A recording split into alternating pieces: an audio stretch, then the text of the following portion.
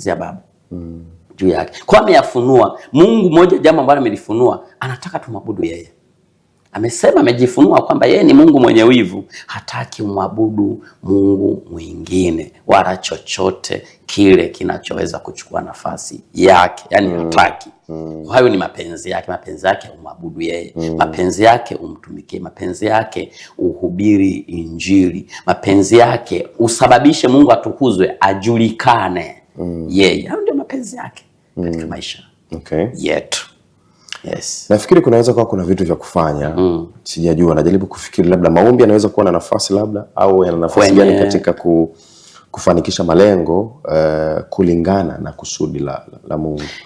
Tofauti na maombi labda kuna vitu vingine, lakini tuanze kuzungumzia maombi. Kuna vitu vingi kama nilivyosema, kuna vitu vingi. Leo tulikuwa tumejikita tu kwenye kusudi na malengo. Lakini kuna maombi yana nafasi yake, kwa sababu wakati tunapoomba kwanza tunapata kujua vizuri yale mapenzi ya Mungu, kwa sababu kuomba ni kumkaribia Mungu, kuzungumza naye, kushare na Mungu, kumshirikisha Mungu. Kwa unapomshirikisha, Biblia inasema maandalio ya moyo ni ya mwanadamu, lakini jawabu la ulimi latoka kwa Bwana. Kwa sisi tunapoarrange, tunaandaa yale, tunakabidhi kwa Bwana. Yeye ndiyo mfanikishaji. Yeye ndiyo mfanikishaji. Kwa maombi yana nafasi. Lakini pia neema ya Mungu. Unaposukuma malengo bila neema, uwezesho, neema kama uwezesho wa jambo, maana yake ni kwamba utakuwa ni mzigo mkubwa yale malengo. Na wengi wanashindwa kufanikisha kwa sababu wanakwenda bila neema. Unahitaji neema ya Mungu ya kufanikisha yale malengo ili ufike. Kwanza utapewa watu maalum, nyenzo maalum, vitu vinavyohitajika katika kufanikisha yale malengo. Hivyo vitu utavipata kama sehemu ya neema ya Mungu kwenye maisha yako. Lakini pia kuna imani. Imani inahusika katika kufanikisha, imani katika kufanikisha malengo, kwamba unapaswa kumwamini Mungu, kwa sababu sio kila kitu utaenda kwa kuona kwamba hiki kipo hivi, hiki kipo hapa. Utapanga lengo, wakati mwingine huoni kwa macho ya kawaida kule mbele, lakini kwa imani unapaona unapolenga. Kwa imani unapaona unapoelekea. Kwa imani unapoona unapotakiwa kufika. Wengine hawapaoni. Wengine wanakuona wewe ulivyo leo. Wanakutafsiri wewe ulivyo leo, lakini wewe utajitafsiri sawa sawa na unavyoona kwa imani. Lakini pia kuna nafasi ya neno la Mungu katika kufanikisha malengo. Utajitafsiri sawa sawa na Mungu alivyokutafsiri kwenye neno lake. Daudi alipogundua hilo, anasema nakushukuru Mungu kwa sababu umeniumba kwa jinsi ya ajabu na ya kutisha.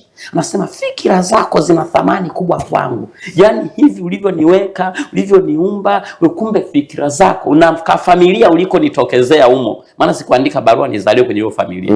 Humo nikatokezea kwenye familia. Hivyo ilivyo. Thamani, kumbe mawazo yako na thamani. Ulijua ili nitimize kusudi la Mungu, lazima nipitie kwenye yako ka familia kalivyo. Hivyo ndivyo ulivyolenga. Kumbe yana thamani kubwa. Huwezi kueleza hiyo mpaka ujione kwenye wazo la Mungu katika neno lake.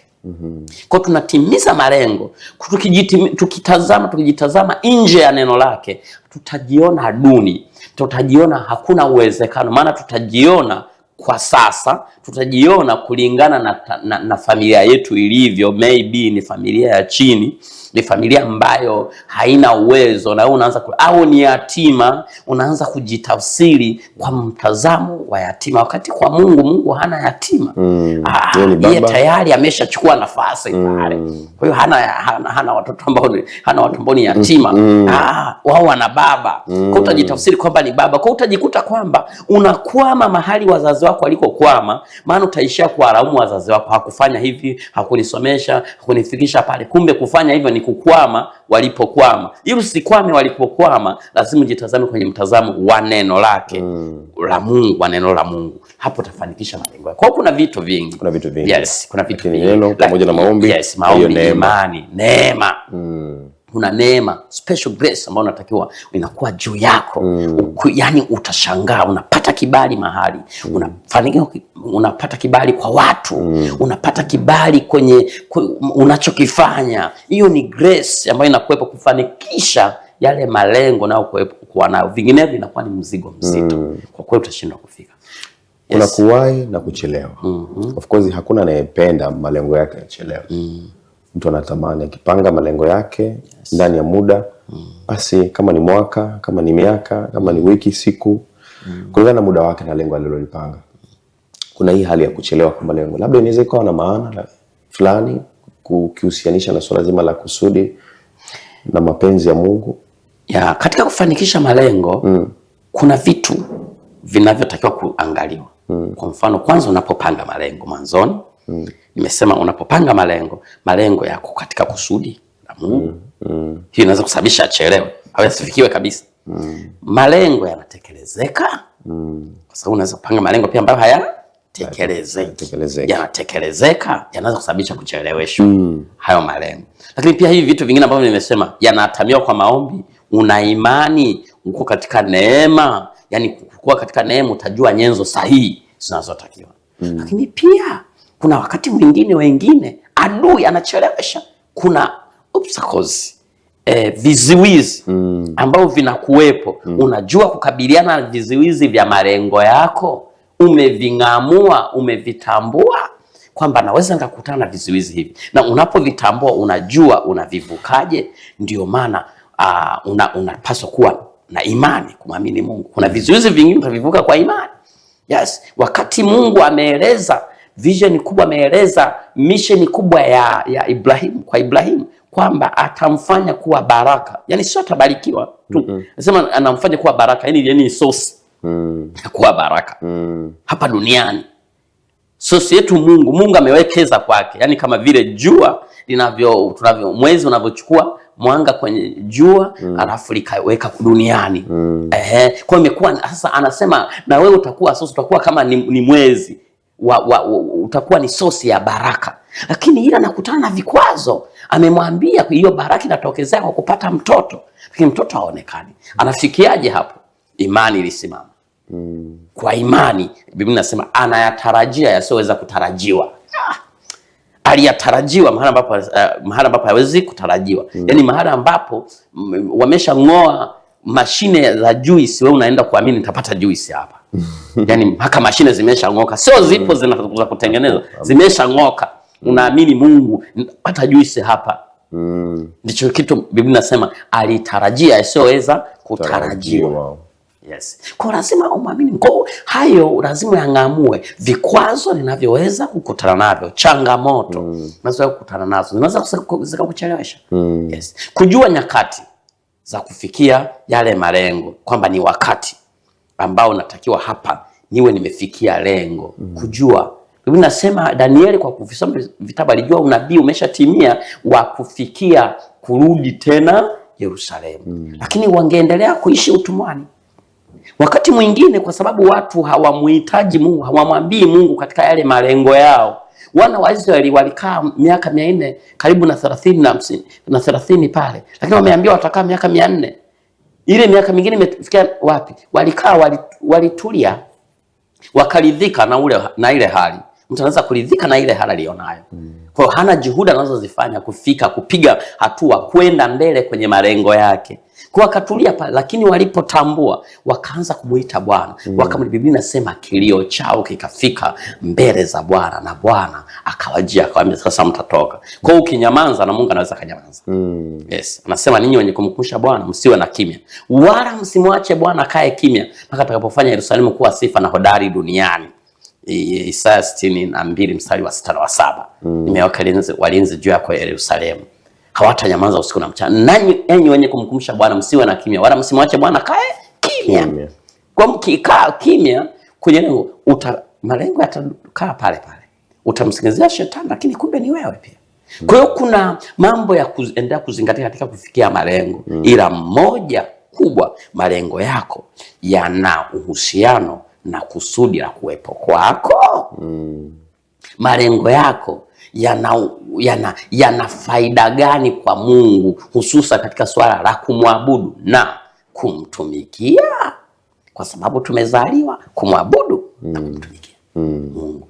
Tupo kumwabudu na kumtumikia Mungu. Watu wasisahau. Hilo ni la muhimu sana. Yes, tusatuko kutumikia fedha. Tupo kwa ajili ya kumwabudu Mungu na sio kutumikia fedha. Bado kuna mchungaji hapa Rutuku tukizungumza naye. juu ya hayo ambayo unaendelea kuyasikia tukiyazungumza kwa pamoja. Mtazamaji, bila shaka unaendelea kufurahia mjadala huu na somo hili ambalo mtumishi wa Mungu anaendelea kutupitisha kwa uchache. Mungu akubariki wewe ambaye unaendelea kutufuatilia popote pale ulipo. Mchungaji Boniface Lutuku, niko na waza hapa sasa kwamba je, inawezekana kufanikiwa nje, kwa maana ya duniani hapa, inawezekanaje? Yani unaweza kufanikiwa nje ya kusudi la Mungu? Haiwezekani. Haiwezekani. Kwa sababu ili ufanikiwe lazima ukae kwenye kusudi. Ndiyo. La Mungu. Yani kukaa tu kwenye kusudi ndiyo mafanikio yenyewe. Kwa haiwezekani kufanikiwa. Vinginevyo lazima utakuta unaishi maisha ya wengine. Unaishi maisha ya fotokopi. Ndio maana mtu anakimbia huku, hana pa kushika. Hebu tuzungumzie dalili. Yes, za kwamba huyu anaishi kwenye kusudi, huyu yuko nje. Unachokifanya kina neema ya Mungu. Maana unapokaa kwenye kusudi na ukafanya kwenye kusudi, muwezeshaji wa hilo kusudi ni Mungu mwenyewe. Yani Mungu ana engineer, anawezesha lile kusudi. Sasa unaangalia, je, malengo yako, maisha yako unayasukuma mwenyewe? Unayasukuma mwenyewe, unapambana mwenyewe. Tunasema people are so busy for nothing. Yani wanakimbizana na maisha na hawayapati maisha. Kumbe maisha wanayaacha kwenye kusudi. Yes, wanaacha kwenye kusudi. Kwa dalili mojawapo ni ile unasukuma mzigo, maisha hayasogei. Kwa sababu umeyabeba mwenyewe nje ya kusudi. Maana Mungu hataleta uwezesho nje ya kusudi lake. Kabisa. Hataleta uwezesho nje ya kusudi lake. Na mtu wa Mungu, mwana wa Mungu, lazima ili afanikiwe kabisa kwa misingi ya vile Mungu alivyoweka, lazima akae kwenye kusudi. Asivurugane na huyo Mungu. Unaona Adam, Mungu amemweka, nimekuwekea shamba hapa, nina uhakika utafanikiwa. Hapa utafanikiwa. Nimekuwekea nyenzo zote, kwa sababu Mungu ameshaweka nyenzo zote. Nimekuwekea nyenzo zote. Lakini walipopishana akawa nje ya kusudi, basi akapelekwa nje ya mahali ambapo anasema miiba na michongoma. Maana yake ni nje ya pale kwenye kusudi ulipotakiwa kuwepo. Kwa lazima huko utatoili. Na utatoili for nothing. Kabisa, utatoili for nothing. Kwa hiyo watu wanasukuma sana vitu, hatunachokifanya tumia nguvu nyingi, mpaka watu wanajaribiwa kumuacha Mungu kwenda mbali zaidi na Mungu. Wanajaribiwa mpaka kutafuta nguvu zingine za kishetani. Kwa nini? Wanajaribu maisha, kuendesha maisha nje ya kusudi. Kuendesha nje ya kusudi inakuwa ni mzigo mgumu sana, mzito sana. Nje ya kusudi, chochote kile, ukiendesha kazi nje ya kusudi, kuendesha ndoa nje ya kusudi, kuendesha familia nje ya kusudi, kuendesha huduma nje ya kusudi, ni mzigo mzito sana. Kwa sababu huna uwezesho na kuna neema haiko juu yako. Okay. Yes. Sasa wakati unaanza mwanzoni pale, mchungaji, ulizungumzia swala zima la vipaji. Kwa nilivyokuwa nasikiliza maelezo yako, unawezaje sasa kuoanisha kwa maana vipaji vyako na kusudi la Mungu? Vipaji vyako ni nyenzo Mungu ameleta katika kufanikisha kusudi. Nyenzo. Amekuwekea vitu, amepanda vitu ndani yako. Wanaambia Mungu amewekeza, namna alivyomuumba mwanadamu, aliwekeza ndani yake. Alitulia kweli kweli.